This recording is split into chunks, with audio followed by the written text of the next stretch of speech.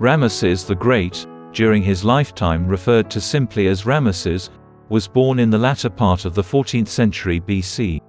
Scholars generally agree that his birth occurred in 1303 BC.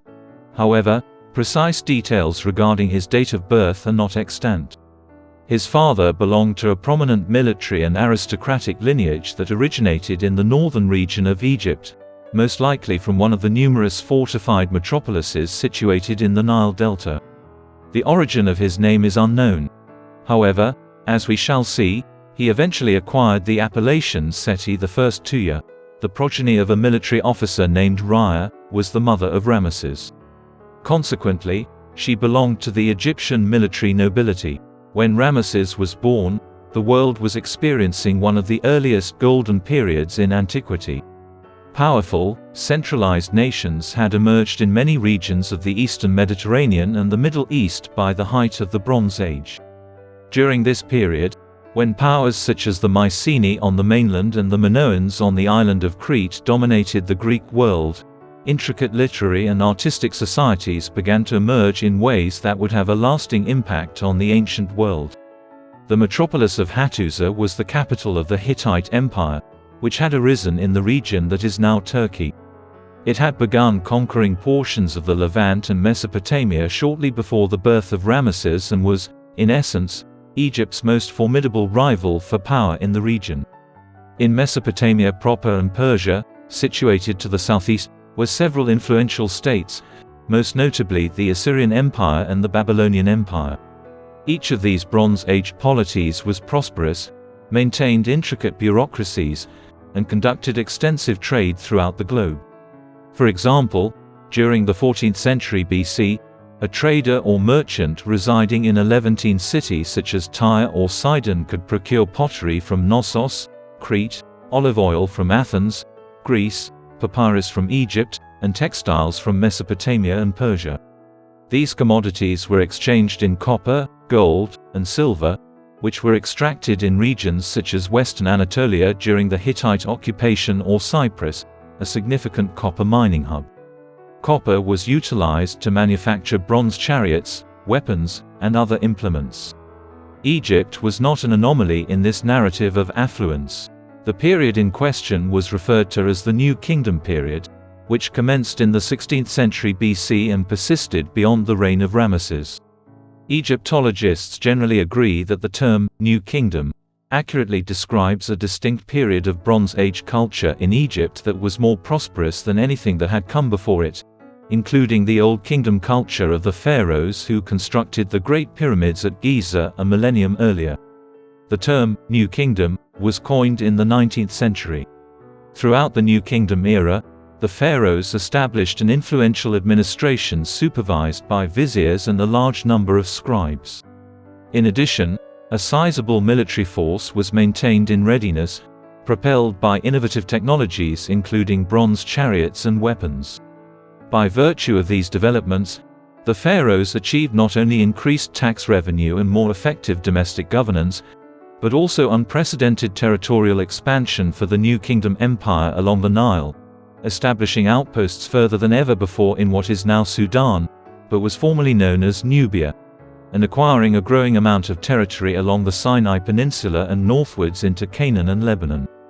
The 15th century BC marked a significant zenith for this empire under the enduring rule of Pharaoh Thutmose III, whose territorial expansion spanned from the northeastern region of the Egyptian kingdom to portions of contemporary Syria and northern Iraq. The particulars of Ramesses' childhood are shrouded in mystery, but the political climate of the time was profoundly consequential. Egypt was ruled by Pharaoh Hormheb, a member of the 18th dynasty of Egyptian pharaohs, at the time of his birth.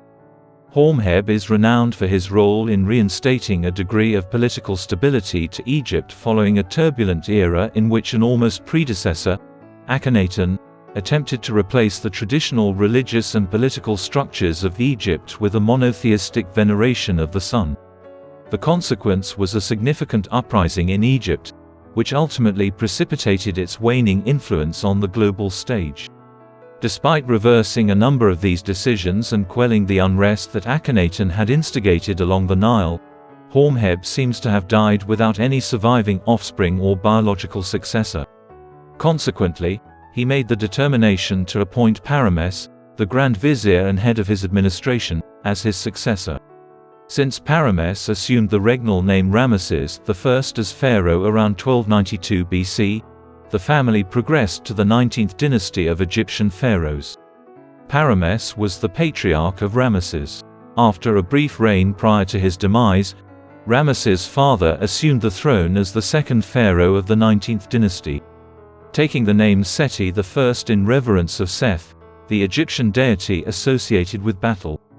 As soon as his father appointed him as prince regent, Ramesses became the heir apparent to the throne of the new kingdom Egypt.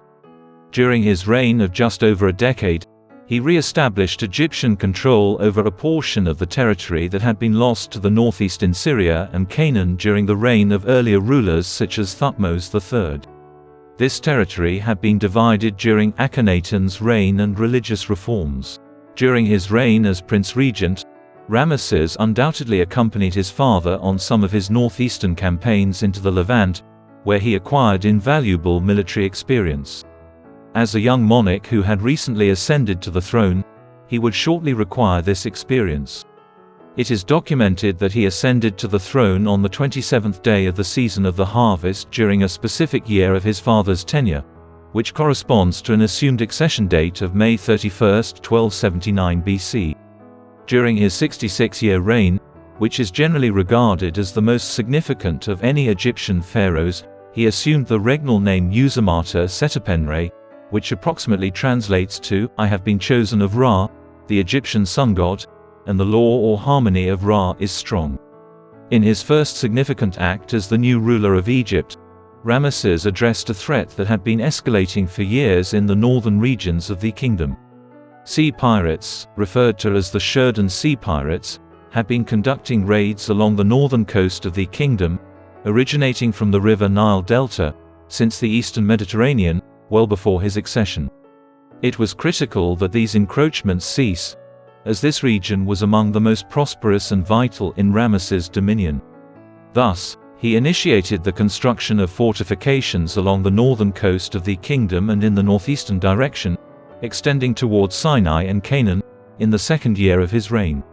Furthermore, the construction of new vessels for maritime surveillance in the eastern Mediterranean was underway, while warning stations were established to alert more populous communities of approaching raiding fleets that threatened the Egyptian monarchy.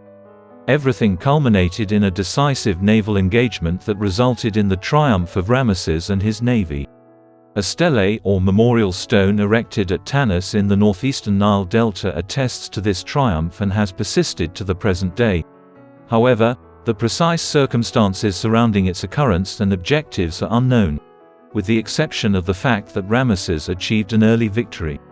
After successfully stabilizing the Nile Delta and the northern coasts of Egypt, Ramesses' principal objective shifted to re-establish Egyptian dominion over Canaan and other regions of the Levant, as it had been in the past. Ensuring this was of the utmost importance. Egypt, due to its prosperous agriculture along the Nile shores and the manufacturing of pottery and papyrus in cities such as Thebes and Memphis, was a prosperous land. However, during the Late Bronze Age, the most prosperous cities were located in Canaan, specifically Tyre and Sidon. These cities were strategically located at the crossroads of all the major empires and served as significant trading hubs. As a result, Ramesses harbored a strong desire to reinstate Egyptian dominion over the area, which had been in place since the reign of Thutmose III 2 centuries prior. Nevertheless, the Hittite Empire to the north and Canaan and the southern portions of the Levant remained formidable adversaries for Egypt.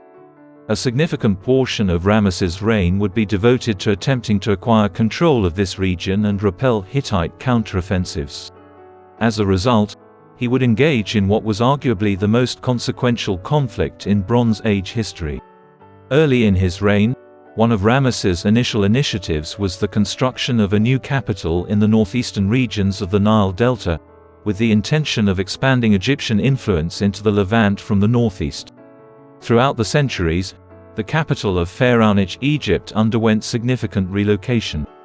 For example, It was situated in the vicinity of present-day Cairo at Memphis during the Old Kingdom period. Nevertheless, throughout the New Kingdom period, the capital was customarily situated further downstream on the Nile in the city that was formerly called Thebes but is now referred to as Luxor. Akhenaten, the tumultuous pharaoh who attempted to establish a monotheistic religion centered on the veneration of Aten 50 years prior to the birth of Ramesses, had designated Amarna as the new capital and epicenter of the new religion.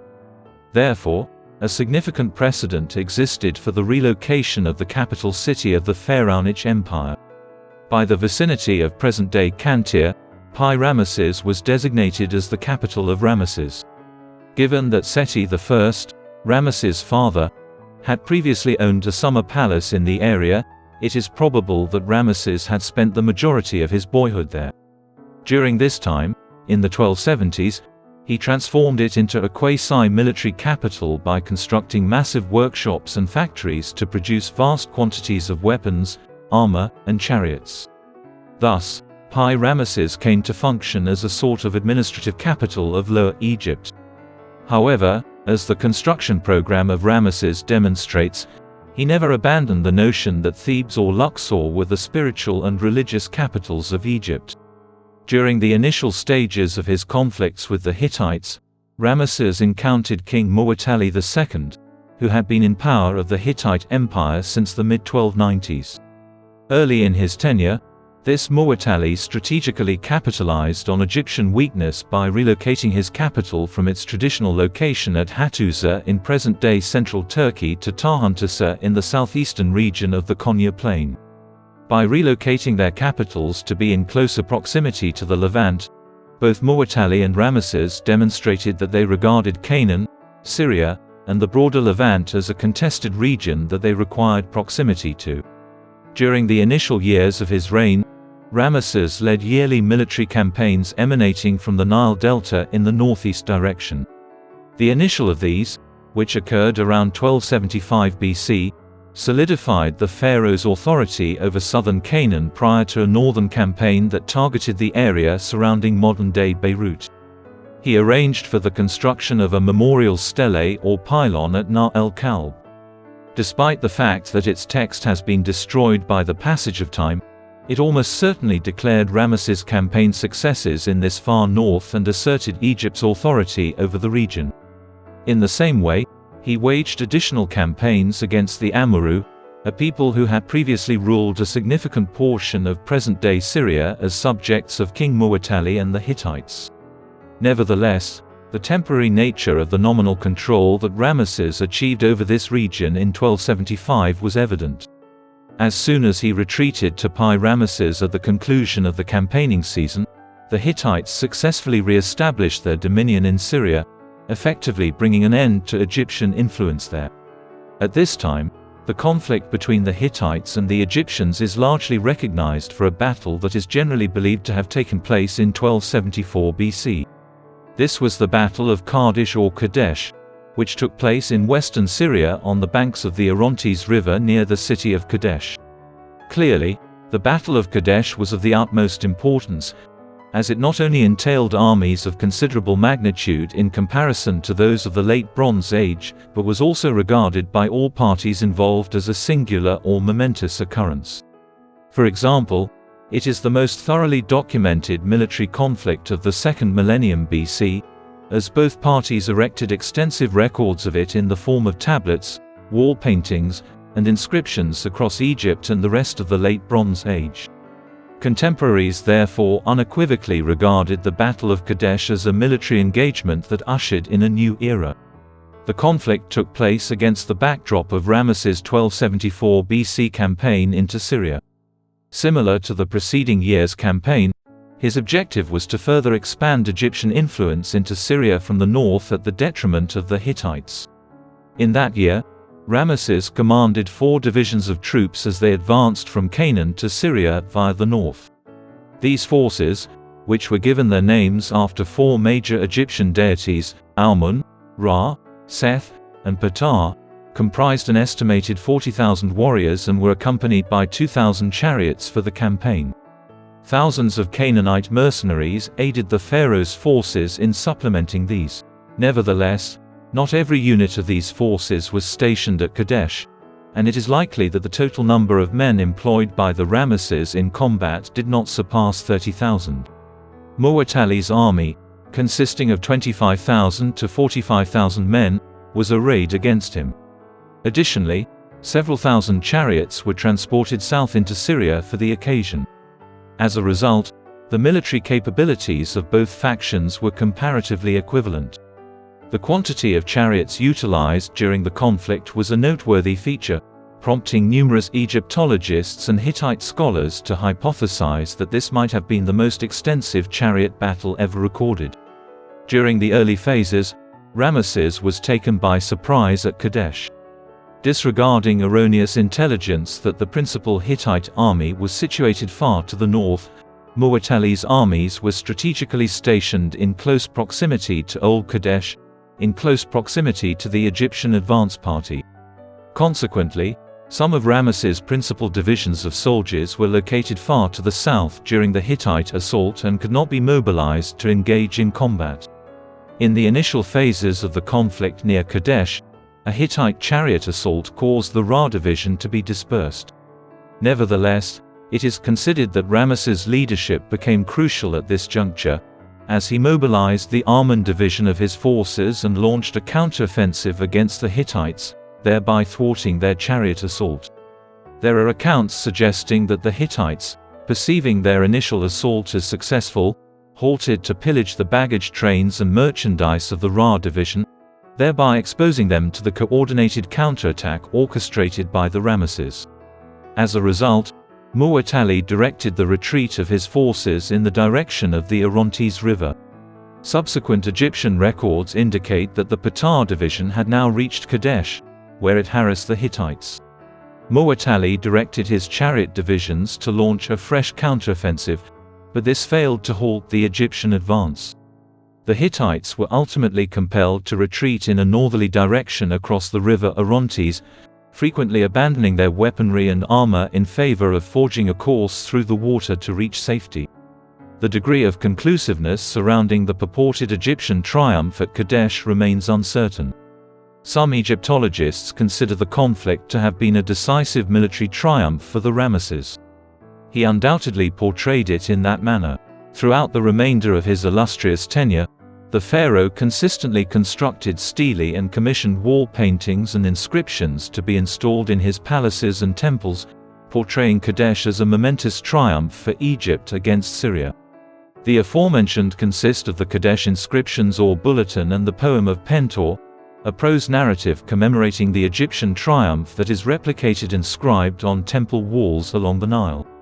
The poem has been discovered in 8 distinct locations, whereas the bulletin has been inscribed in 7 various sites throughout Egypt.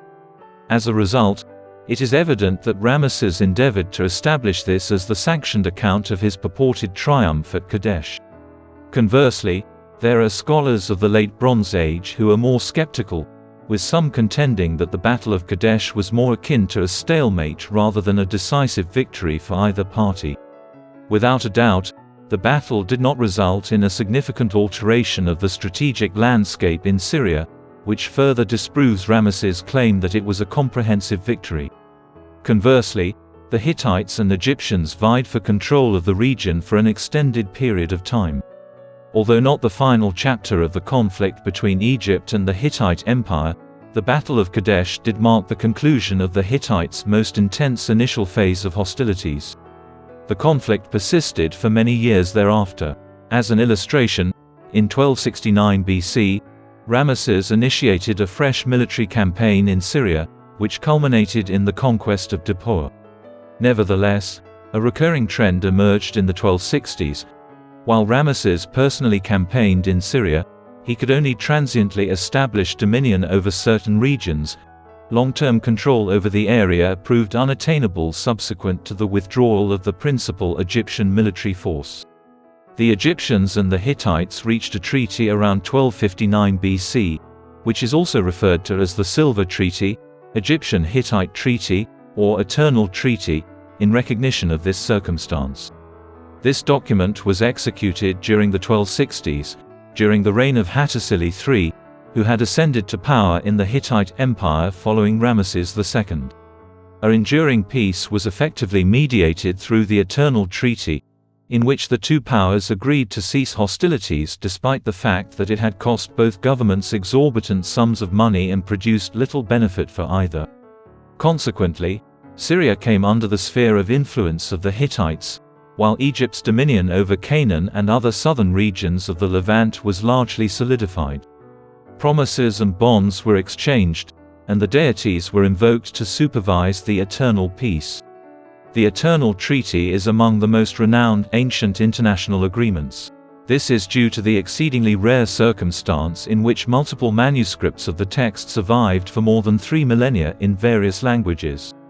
Early in the 19th century, duplicates of the treaty's text inscribed in Egyptian hieroglyphics were discovered inscribed in 2 distinct locations in Luxor, Central Egypt.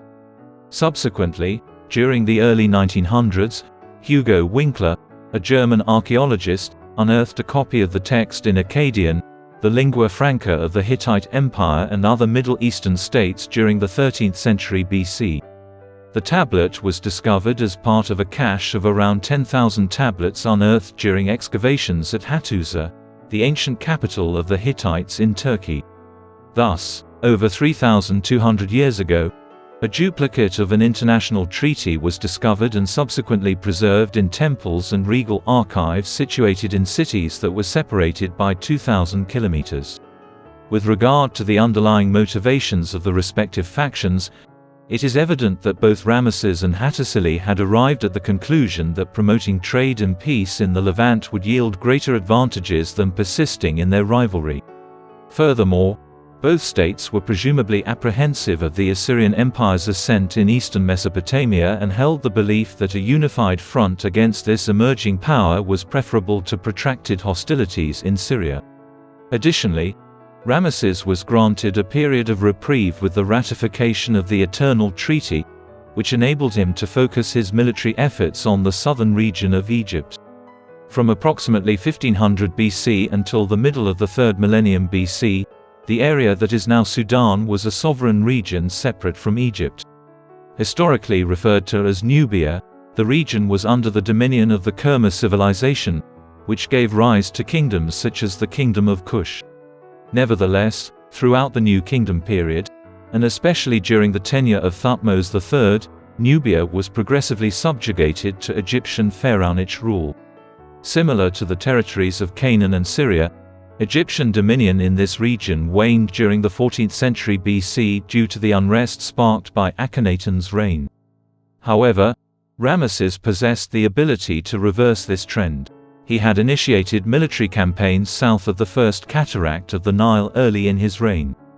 During campaigns against the Nubians, these cataracts, which are a series of locations along the course of the Nile where white water cascades predominate, served as intermediary points for Egyptian armies to extend their reach as far as possible. The Ramesses had successfully expanded Egyptian dominion to the Second Cataract, situated in the region of northern Sudan, south of Abu Simbel and Wadi Halfa, by the 1260s. However, the military experienced a reprieve in the aftermath of the Eternal Treaty with the Hittites, which enabled the Ramesses to reposition their forces in the southern region in preparation for the Third Cataract. Situated along the northern margin of the Dongola River, this extends deep into Sudan. The establishment of a southern military colony by Ramesses at Tombos is supported by the unearthing of pharaonic and regal inscriptions in tombs constructed during the New Kingdom's zenith in the 13th century BC. Thus, by the 1240s BC, the Ramesses had successfully subjugated a substantial portion of Nubia to Egyptian authority. Soon after, Ramesses also initiated a westward campaign. The extent of our understanding regarding ancient Libya is surprisingly restricted, considering the region's geographical proximity to significant civilizational centers like Crete and Egypt. In general, the primary centers of human habitation were a succession of ports and oases situated along the northern coast or marginally inland, in close proximity to the Mediterranean Sea. Chehenu was the name given to this region by the Egyptians.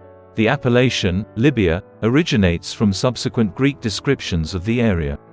Notwithstanding the dearth of historical information regarding the ancient society in question, Libya and Egypt maintained substantial diplomatic relations during the New Kingdom period. This was primarily manifested in Berber incursions into the western branches of the Nile Delta and Egyptian endeavors to establish coastal colonies along the northern coast of Libya. In an effort to advance this objective, Ramesses constructed additional fortifications along the Mediterranean coast and fortified the fortress at Zawyet el-Rakam, which had been established by his father, Seti I, subsequent to a campaign against the local Libyan tribes. During the reign of Ramesses, this region emerged as the principal westernmost point of the Egyptian kingdom, although trade hubs and vassal states could be observed in Libya proper further to the west. In later years of Ramesses' tenure, a sequence of monumental inscriptions and stelae in southern and central Egypt documented these achievements, along with virtually everything else pertaining to his military campaigns. Through his military campaigns in Nubia and Libya, as well as his earlier efforts in Canaan and Syria, Ramesses had effectively expanded the Egyptian kingdom to its most extensive extent since the reign of Thutmose III, 2 centuries prior, by the midpoint of his tenure. In addition to the pharaoh's primary domain in Egypt, his armies had advanced south along the Nile River, regaining Nubia in effect following the region's partial re-establishment of autonomy during Akhenaten's reign of instability in the 14th century BC. In an attempt to attain a portion of Libya's servitude, the Ramesses had advanced westward into the Saharan deserts and along the north coast. His conquests in the northeast, nevertheless, were the most significant. The Ramesses had seized Canaan and a significant portion of Syria at this point. It wasn't enough that this region was one of the wealthiest in the world at the time, with prosperous trading communities such as Tyre and Sidon. Ramesses had to defeat the Hittite Empire, one of the most formidable ancient powers, in order to attain hegemony here. He established one of the most expansive territorial empires that had been observed prior to that juncture. Consequently, during the Late Bronze Age, the Ramesses arguably elevated New Kingdom Egypt to the status of the most powerful nation ever recorded, a significant accomplishment following the period of unrest that had marked Egypt since the 14th century. Ramesses was accompanied on his military campaigns in the 1270s, 1260s, and 1250s by an increasing number of his offspring. This is not unexpected in light of the fact that it is estimated that Ramesses bore around 100 children, of which sons and daughters comprised essentially an equal number. This enormous progeny was an unintended consequence of the ancient Egyptian pharaohs' practice of polygamy. Several aspects concerning the many spouses that Ramesses had are well known. For example, Nefertari, the first of Ramesses' great royal wives, was his primary consort.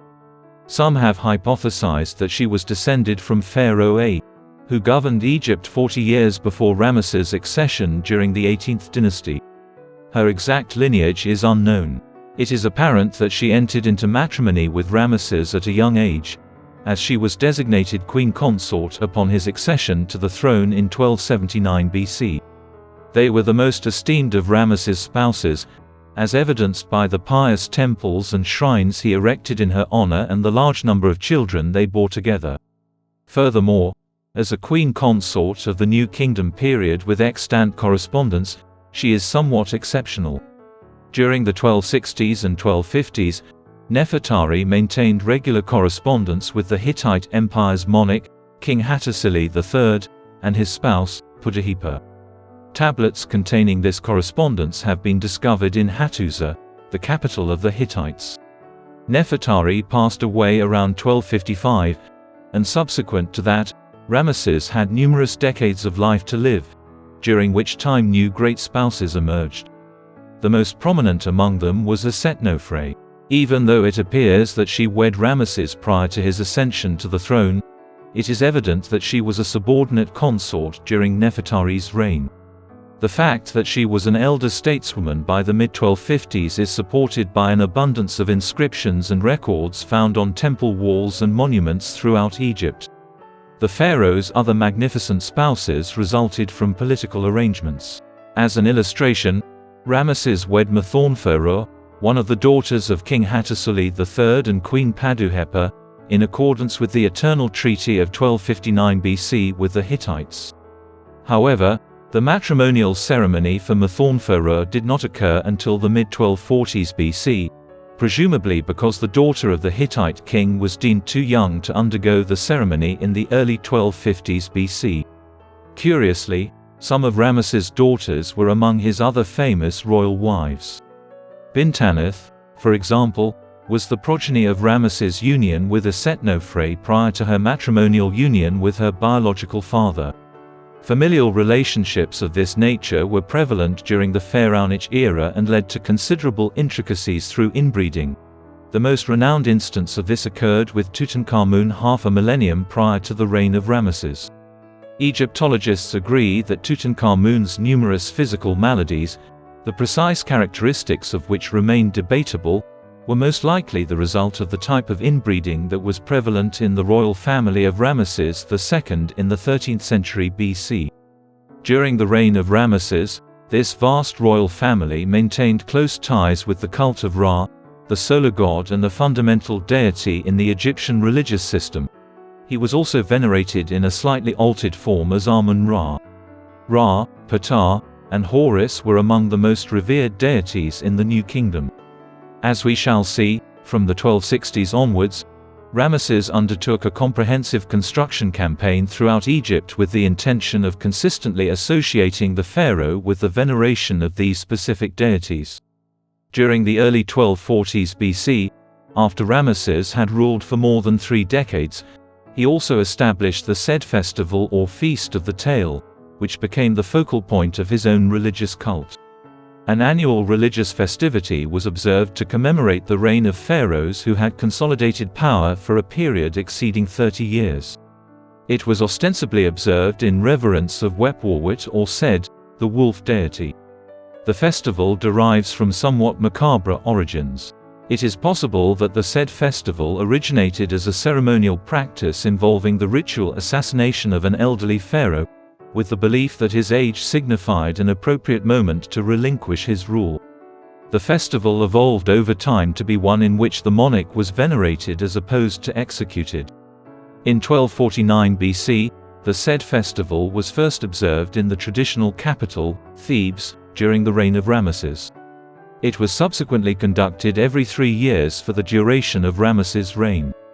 Due to the protracted duration of his tenure, he proceeded to organize an unparalleled succession of Sed festivals. The initial half of Ramesses' reign was predominantly characterized by military campaigns and the expansion of the realm's boundaries. However, in contrast, the pharaoh undertook monumental construction endeavors during the latter half of his reign. Brilliant architectural achievement characterized ancient Egypt, but this was accomplished at irregular intervals. As an illustration, the construction endeavors during the first intermediate period of Egyptian history, which transpired in the late 3rd millennium BC before the establishment of the Middle Kingdom that followed, were mediocre. In contrast, the New Kingdom period, which commenced in the 16th century BC, witnessed an era of monumental construction initiatives undertaken at the behest of the Nile banking pharaohs. The most ardent advocate of this nascent era of pharaonic support for mortuary and religious architecture was Ramesses II. In fact, during his reign, the most substantial construction endeavors have been observed since the era of pharaohs like Cheops, who established the pyramid complex at Giza in the 26th century BC, close to present-day Cairo. This complex culminated in the construction of the Great Pyramids, which stand as the sole surviving marvel of antiquity. During the New Kingdom period, however, Ramesses' monumental constructions centered on the erection of magnificent temples, obelisks, and monuments in honor of the pharaoh and the gods, as opposed to enormous pyramids serving as tombs. A prominent architectural undertaking initiated by Ramesses took place in Thebes or Luxor, which was situated in central Egypt and served as the historical capital of the New Kingdom Egypt. The Ramesseum was constructed by Ramesses on the Theban necropolis, an elevated area situated on the western branch of the Nile River in the city. Throughout the centuries, numerous pharaohs had constructed tombs and religious structures in this location. Having been constructed over the course of 20 years, the Ramesseum is essentially a temple surrounded by several courtyards. From one courtyard to the next, substantial stone pylons and gateways serve as pathways, while an enormous statue of Ramesses towers over the inner court. The temple was composed of 3 chambers, the sanctuary of which was partitioned by columns and terrace-style cells.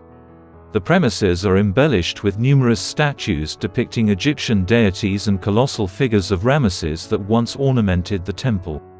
Regrettably, a number of these artifacts were extricated from Thebes during the 19th century and are presently located in European institutions, including the British Museum.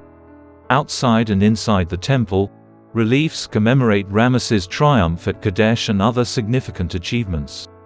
Evidence suggests that a scribal school was also established at the Ramesseum, and the small royal residence stood adjacent to the courtyard, indicating that this was a site that served multiple purposes in addition to its religious obligations. Evidently, it functioned as the epicenter of pharaonic governance in Thebes during Ramesses' exile from the customary capital of the New Kingdom. Additionally, the Ramesses commissioned construction at Saqqara. This location, situated in close proximity to the Great Pyramids of Giza, witnessed the construction of the inaugural Grand Pyramid in ancient Egypt during the 27th century BC, that of Pharaoh Djoser of the 3rd dynasty. Saqqara continued to be a significant hub for monumental construction throughout the centuries. With one of his eldest sons, Prince Khemweset, Ramesses resolved to contribute to the development of these complexes personally. As an illustration, the pyramid belonging to Unas, a pharaoh of the 24th century BC who had ruled the 5th dynasty, was restored under their supervision. An inscription was appended to the southern facade of the structure to signify their supervision of the restoration. Furthermore, under the rule of Ramesses and his son, the temple of Serapis or Serapeum was expanded at Saqqara. This location was significant for the cult of Apis, the bull god of Egyptian mythology, who was regarded as a corporeal form of Ptah, the deity associated with commerce, craftsmanship, and the afterlife. Ptah Mwea, a former Grand Vizier and treasurer in the government of Ramesses II, was also interred in recent archaeological findings at Saqqara. His tomb was not the only one constructed at Saqqara during Ramesses' reign that belonged to senior government officials. The site at Saqqara demonstrates the high regard in which such bureaucrats were regarded during the height of the New Kingdom in ancient Egypt. An aspect of Ramesses' construction program that was particularly noteworthy was the way in which he utilized magnificent temples and structures to symbolize the expansion of Egyptian authority into territories that had largely achieved autonomy from pharaonic governance by the 14th century BC. This phenomenon was especially evident in the southern direction, extending towards Nubia along the Nile River. On the journey to what is now Sudan, Ramesses commissioned the construction of numerous temples as an indication of the resurgence of Egyptian rule in this region. A few kilometers from Aswan in southern Egypt, the temple of Beit el-Wali was constructed on an island in the center of the Nile River. It was among the most impressive. Amun-Ra, Re-Horakti, Khechenem, and Anuket, among other prominent Egyptian deities of the New Kingdom period, were honored with this structure. Numerous of the well-preserved and most magnificent wall painting reliefs from ancient Egypt depict the conquest of Nubia by Ramesses. The site is renowned for housing such artwork. Additionally, his campaigns in Syria and Libya are illustrated. Located on the western bank of the Nile, more than 100 kilometers to the south, the 2 temples of Wadi es-Sebua were also at the behest of the Ramesses, who also undertook the renovation of an earlier temple. This location served as a juncture for vessels making their way along the Nile River towards Nubia. Thus, Ramesses commissioned the construction of the temples in a site frequented by a large number of individuals, and they were dedicated to him and Amun-Ra.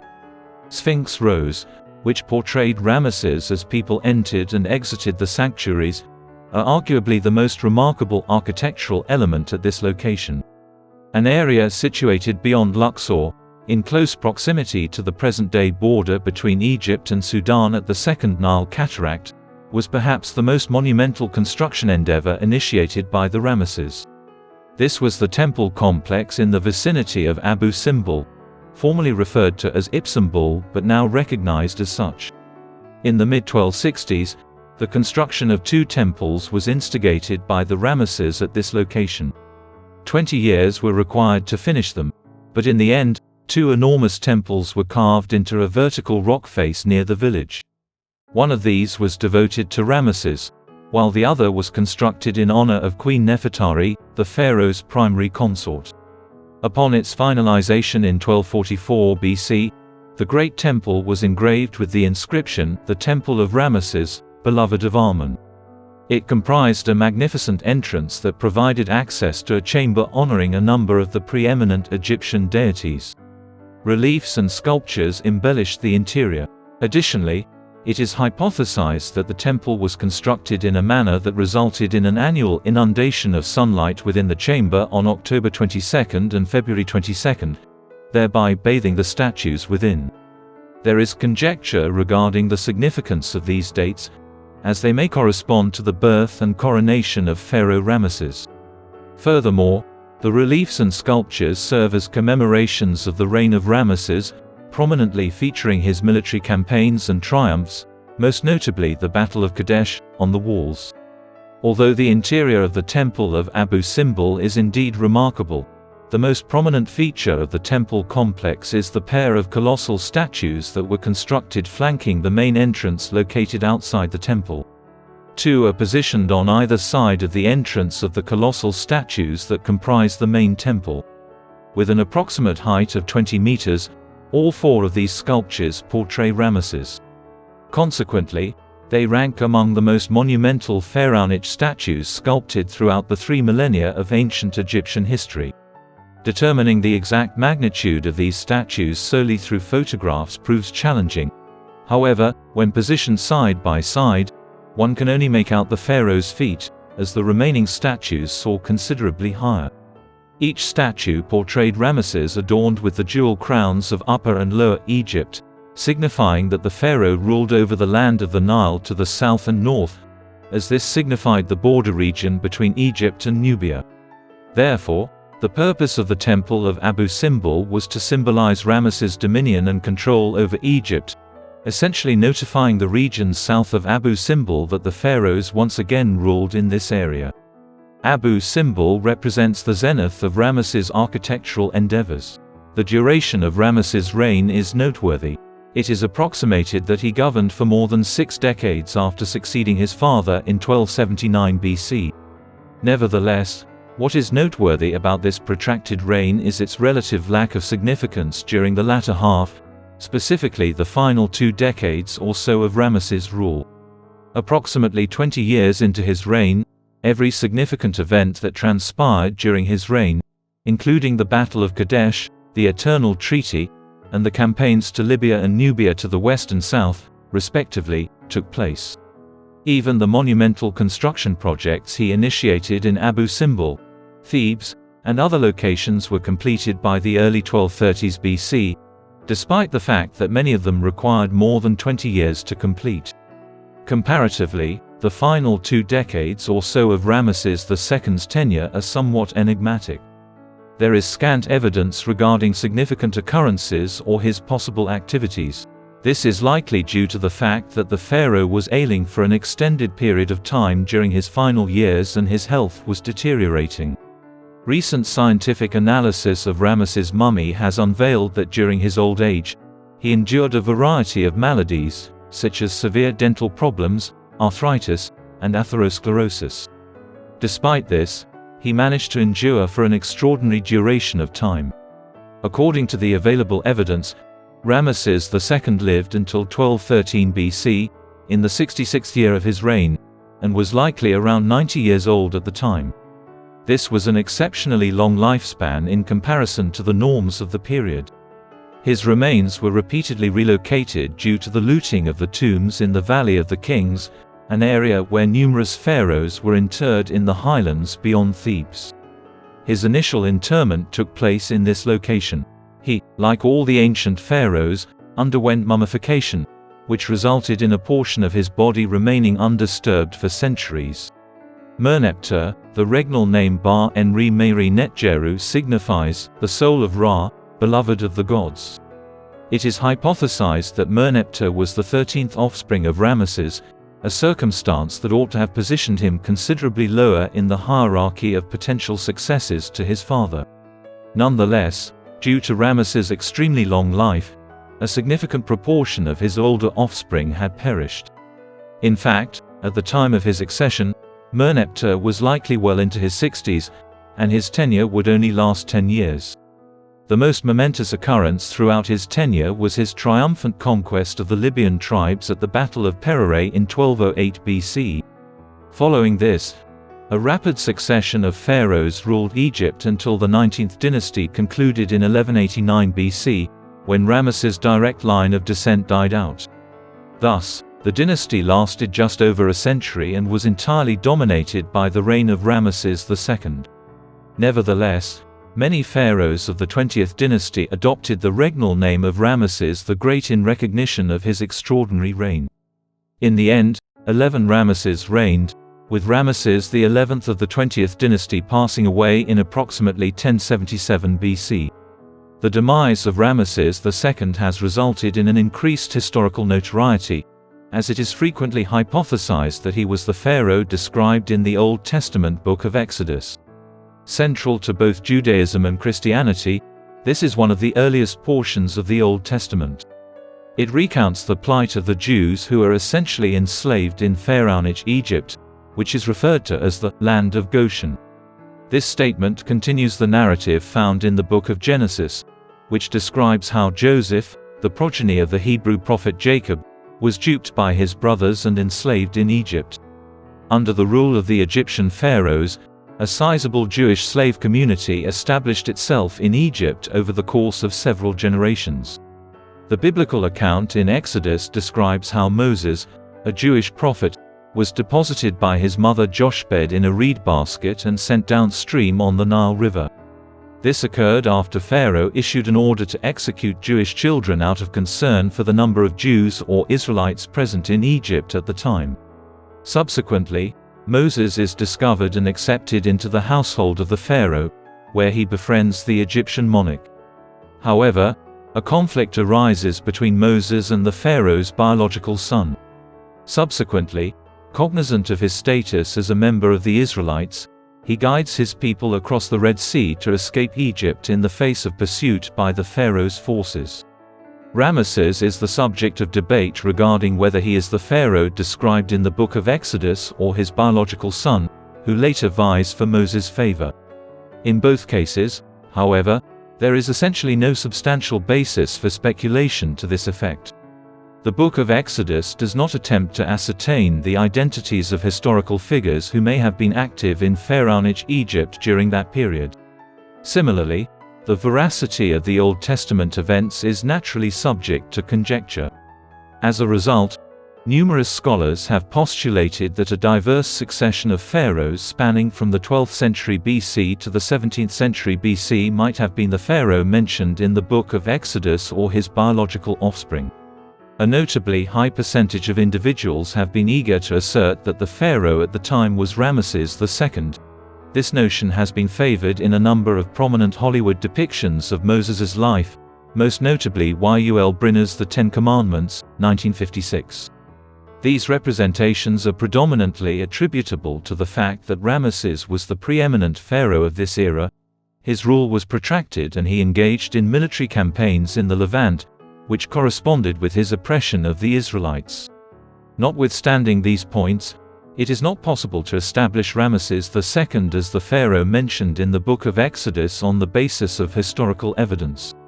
It is possible that the identification of Ramesses with the biblical pharaoh of Exodus is appropriate.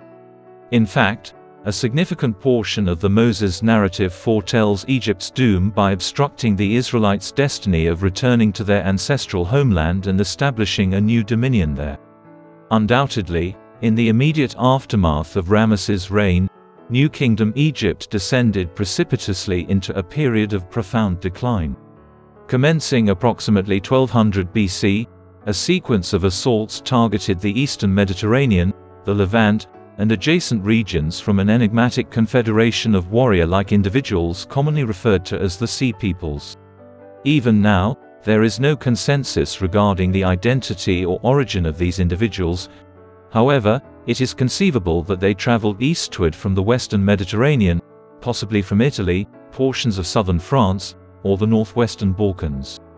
Regardless of their origins, it is undeniable that the incursion of these foreign invaders, coupled with the advent of other militaristic peoples like the Dorians who originated in northern Greece during this period, immediately threatened the late Bronze Age world and initiated a process of social unrest that pervaded societies, including that of New Kingdom Egypt, in the decades that followed. The period that ensued is commonly denoted in ancient world history as the Late Bronze Age collapse. During this time, the region was besieged by powerful states that had ruled for several centuries and either experienced a severe decline or completely collapsed. Throughout the 12th century BC, the Hittite Empire collapsed into a number of smaller states, while the Minoan civilization of Crete and Bronze Age Mycenae were virtually devastated. Egypt, which was a part of the New Kingdom, also experienced a significant period of decline, although it managed to maintain itself as a formidable polity despite being considerably weakened internally, fragmented by civil conflicts, and diminished in territory.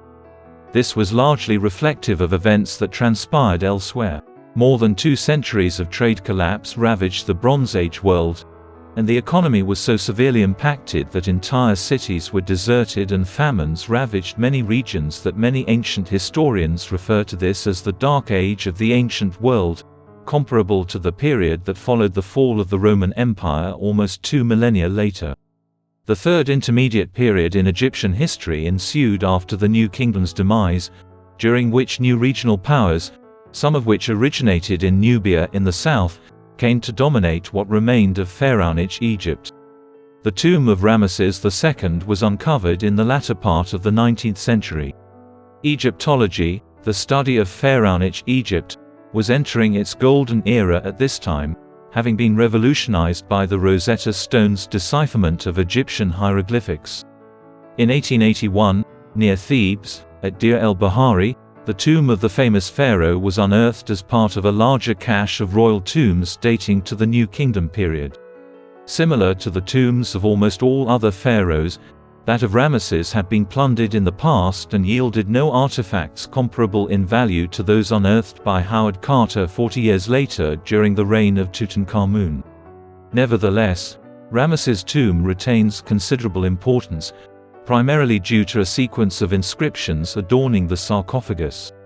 These inscriptions not only enumerated Ramesses' burial goods but also detailed his numerous names and titles. Furthermore, according to the inscriptions, Ramesses was initially interred in the mausoleum of his father, Seti I, rather than at Deir el-Bahari, where he was subsequently entombed. This arrangement persisted for the subsequent 80 years, until the tomb was transferred around the middle of the 12th century. Particularly peculiar is the current belief among Egyptologists that the sarcophagus and painted death mask utilized in Ramesses' new tomb were recycled from the tomb of Horemheb, the final monarch of the 18th dynasty and one of his near successors. Furthermore, renovations were undertaken on Ramesses' tomb in subsequent years, suggesting that the ancient Egyptians considered certain tombs of deceased pharaohs to be shrines that should be preserved and enhanced to the greatest extent possible, rather than merely permanent repositories. As anticipated, considering the magnitude of the construction endeavors he supervised, Ramesses II has remained a recurring subject in archaeological investigations and studies of ancient Egypt. Undoubtedly, Abu Simbel's temple at this location played a pivotal role in one of the most remarkable relocation endeavors ever attempted. During the 1950s, General Abdel Nasser's new Egyptian government, which had seized power in Egypt after the Egyptian Revolution of 1952, was determined to construct a massive new dam at Aswan to control the annual flooding or inundation of the Nile, which nourished a substantial portion of the country's agriculture. By virtue of the inundation that ensued and the formation of Lake Nasser in the vicinity of the dam, Abu Simbel would have been submerged. The Egyptian government therefore submitted a request to UNESCO in 1959 to relocate the temple. This petition was granted, and several Swedish engineering firms undertook the project for the Egyptian government over the subsequent several years. Abu Simbel was a feat of considerable intricacy due to the fact that it was carved into a cliff face and not constructed from stone blocks. Subsequently, the temple was saved by executing a substantial incision into the mountainside and subsequently relocating its components incrementally to a location situated several hundred meters above sea level and several hundred meters inland. Abu Simbel continues to provide a similar view of the Nile River as it has for more than 3 millennia, albeit from a distinct location and vantage point. As a result of the significance and duration of his reign, Ramesses has also been prominently featured in contemporary popular culture. An example of a work that extensively explores a fictional era in Pharaonic Egypt during a single evening in the late 12th century BC is the American author Norman Mailer's 1983 novel Ancient Evenings. Although the story takes place on a single evening in that time period, the characters frequently reference the reign of Ramesses II. A significant aspect of the work is the Battle of Kadesh. Additionally, the renowned historical fiction author Christian Jack's works have been inspired by Ramesses, and Anne Rice's The Mummy features him as its protagonist. Similarly, he appears in a multitude of Hollywood adaptations of ancient Egypt. However, the most prominent cultural allusion to the victor of the Battle of Kadesh appeared in the poem Ozymandias, the Greek term for Ramesses, authored by the Romantic poet Percy Bysshe Shelley 2 centuries ago. In this passage, Shelley uses Ramesses to illustrate how every famous ruler is doomed to decline or perish. Shelley initially intended for it to be a reflection on Napoleon Bonaparte, who had recently lost power in France and Europe a few years prior to his time of writing. However, he employed the Ramesses as an analogy because the British Museum had recently acquired one of the colossal heads of the Pharaoh from the Ramesseum, which was a topic of conversation in London at the time. Shelley reiterated the inscription that was formerly affixed to the tomb. I, Ozymandias, reign monarch of kings, behold my labors, ye mighty, and be afflicted, certainly ranks among the most renowned lines of poetry from the 19th century. Ramesses II, also known as Ramesses the Great, was arguably the finest of the more than 170 pharaohs who ruled ancient Egypt over the course of 3 millennia. His reign is remarkable in numerous ways.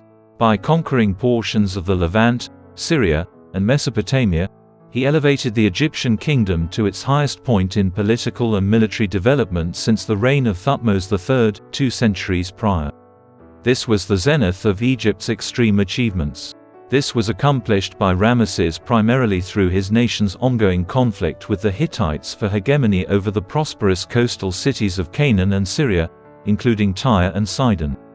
His pinnacle of achievement in this regard occurred with triumphs at the Eternal Treaty of 1259 BC and the Battle of Kadesh. However, Ramesses achieved military triumph in even more locations. During the early years of his reign, he engaged in military campaigns against the Sheridan Sea pirates, a persistent threat to the northern shore of Egypt since long before his accession. Subsequently, he extended his campaigns westwards along the Mediterranean coast, ultimately reaching Libya. Ultimately, he expanded the Egyptian kingdom's sphere of influence in the southern direction, further downstream along the Nile River, into the region that is now Sudan, formerly referred to as Nubia. The New Kingdom Empire, led by Ramesses II, was among the most formidable ancient empires. Nevertheless, it is not inconceivable that Ramesses' current level of prominence in ancient Egyptian studies and among Egyptologists is the result of his own self-promotion. Ramesses was among the earliest famous propagandists in history. Throughout his reign, he ensured that every triumph he attained, be it on the battlefield or in another facet, was immortalized in stone to ensure that it would endure for centuries or even millennia. For example, He establishes stone stelae and other monuments in the Nile Delta and the Levant to proclaim to the world and future generations his triumphs over the Hittites and the Shirdan Sea pirates. However, it was his construction projects in locations such as Saqqara, Abu Simbel, and further down the Nile, in the vicinity of Aswan, that bestowed upon him his most enduring heritage. He proclaimed his magnificence as a ruler, his connections to the sun deity Ra, and his numerous military achievements in stone. Despite the fact that these construction projects may have been propaganda attempts, their brilliance cannot be denied. Therefore, when viewed through the lens of the 21st century, it is indisputable that Ramesses' most notable achievement nearly 3,500 years ago was the construction of these majestic temples, statues, and obelisks throughout Egypt. What is your opinion regarding Ramesses the Great? Could he be considered the preeminent pharaoh of ancient Egypt? Or did the magnitude of his legacy also stem in part from a cunning propaganda campaign involving the promotion of his military triumphs and construction endeavors? Kindly provide your feedback in the remarks section. Until then, we appreciate your attention.